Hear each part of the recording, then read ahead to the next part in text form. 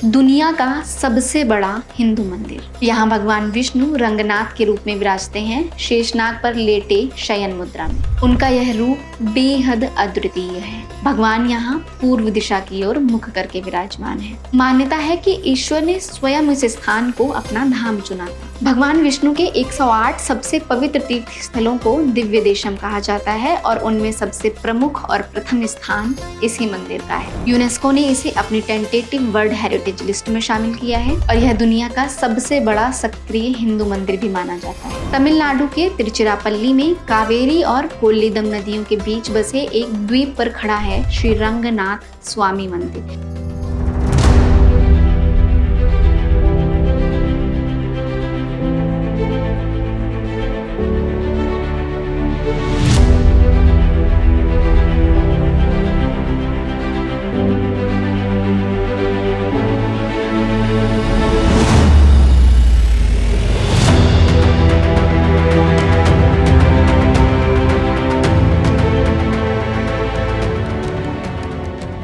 यह मंदिर लगभग 156 एकड़ में फैला हुआ है और मंदिर की बाहरी परिधि यानी सरकमफ्रेंस 4 किलोमीटर लंबी है। पूरे परिसर में 81 अलग अलग मंदिर हैं, 21 विशाल गोपुरम हैं और 39 भव्य मंडपम के साथ कई पवित्र जलाशय भी हैं। इसके अलावा इसकी अनोखी बनावट की अपनी ही शान है। इनमें 7 परतों में बनी दीवारें हैं जिन्हें प्रकार कहा जाता है। जैसे जैसे आप एक एक परत पार करते हुए आगे बढ़ते जाते हैं, माहौल बदलता सा जाता है। बाहरी दुनिया का शोर पीछे छूटता जाता है और एक अलग ही आध्यात्मिक अनुभव गहराता जाता है। बाहर के 2 प्रकारों में आज भी एक पूरी बस्ती बसी हुई है। यहाँ दुकानें हैं, घर है, जीवन है, रोजमर्रा की जिंदगी हंसी खुशी गुजरती है। और जैसे ही आप अंदर के 5 प्रकारों में प्रवेश करते हैं, आप एक अलग ही शांत और पवित्र दुनिया में पहुंच जाते हैं। और यही वजह है कि यह सिर्फ एक मंदिर नहीं है बल्कि एक जीवित सांस लेता हुआ मंदिर नगर है। दक्षिण भारत के मंदिरों की असली पहचान उनके गोपुरम होते हैं। ये सिर्फ प्रवेश द्वार नहीं होते हैं बल्कि भव्यता और आस्था का पहला दर्शन होते हैं। रंग बिरंगी देव प्रतिमाओं से सजे आसमान को छूते हुए ये विशाल टावर दूर से ही बता देते हैं कि आप किसी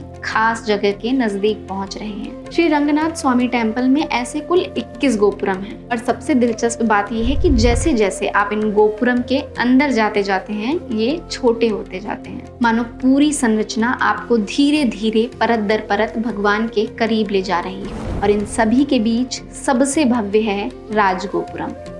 लगभग 240 फीट ऊंचा 13 मंजिला यह टावर एशिया के सबसे ऊंचे मंदिर टावरों में गिना जाता है। लेकिन इसकी ऊंचाई से भी ज्यादा प्रभावशाली है इसकी कहानी। इसकी नींव 16वीं सदी में अच्युता देवराय के शासनकाल में रखी गई थी, लेकिन उनके निधन के बाद साम्राज्य में उथल पुथल मच गई और यह विशाल निर्माण अधूरा ही रह गया। फिर 1979 में अहोबिलामत्त के 44वें जीयर स्वामी ने इस अधूरे सपने को पूरा करने का संकल्प लिया। 200 से भी अधिक कारीगरों ने दिन रात मेहनत की और आखिरकार 25 मार्च 1987 को राजगोपुरम अपनी पूरी ऊंचाई के साथ खड़ा हो गया। यह मंदिर सिर्फ किसी एक राजा की देन नहीं है, ये सदियों की परतों से बना हुआ इतिहास है जहां हर युग ने अपनी छाप छोड़ी है। टेम्पल का उल्लेख प्राचीन संगम काल के तमिल साहित्य में भी मिलता है। यह वही दौर था जब तमिल के सबसे पुराने काव्य और साहित्य लिखे गए थे, यानी आज से लगभग 2000 साल पहले। और यह बात रंगनाथ स्वामी मंदिर की प्राचीनता और महत्व को और बढ़ा देती है। प्रसिद्ध तमिल महाकाव्य सिलप्पादिकरम में भी इसी पवित्र स्थल का जिक्र किया गया है। कहा जाता है कि इस मंदिर के सबसे प्रारंभिक निर्माण का श्रेय चोल राजा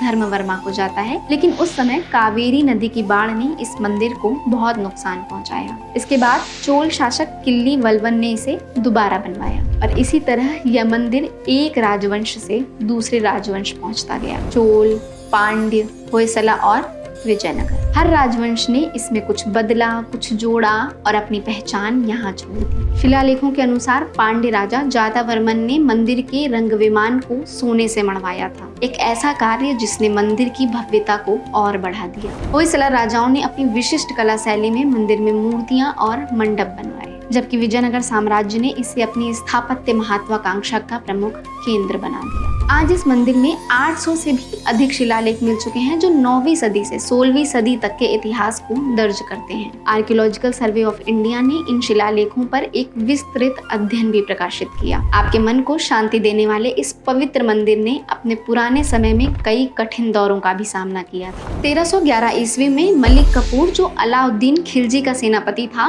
ने इस क्षेत्र पर आक्रमण कर दिया, जिसमें मंदिर को भारी क्षति पहुंची। इसके बाद वो मूर्ति लेकर सीधे दिल्ली चला गया और वहां से भक्त इसको वापस लेकर आए। उस कठिन समय में मंदिर के पुजारियों ने भगवान रंगनाथ की मूर्ति को सुरक्षित रखने के लिए 1323 में उसे तिरुपति की पहाड़ियों में छिपा दिया। सोचिए, एक पवित्र मूर्ति अपने ही घर से दूर वर्षों तक छुपी रही, लगभग 60 वर्षों तक। फिर 1371 में विजयनगरा एम्पायर ने जब मदुरै सल्तनत को पराजित किया तो फिर वापस मूर्ति श्री रंगम लाई गई। मंदिर में फिर से प्राण प्रतिष्ठा हुई और एक बार फिर आस्था ने अपनी जगह पा ली। इस मंदिर की कुछ खास बातें हैं जो सच में इसे अद्वितीय बनाती हैं। मंदिर में आज भी प्राकृतिक रंगों से बनी प्राचीन चित्रकारियां देखने को मिलती हैं, जिनका रंग सालों बाद भी फीका नहीं पड़ा है। मंदिर परिसर में कई पवित्र जलाशय हैं जो इसकी वास्तुकला के साथ इतने सहज रूप से जुड़े हैं कि पूरा परिसर एक संतुलित और जीवंत संरचना जैसा लगता है। यहाँ भगवान की पूजा आज भी प्रतिदिन नियमित रूप से पूरी पारंपरिक विधियों के अनुसार होती है। वही परंपराएं जो हजारों वर्षों से चली आ रही हैं बिना रुके। यूनेस्को के अनुसार श्रीरंगम दुनिया का सबसे बड़ा सक्रिय धार्मिक स्थल है, जहाँ आस्था आज भी वैसे ही जीवित है जैसे सदियों पहले थी।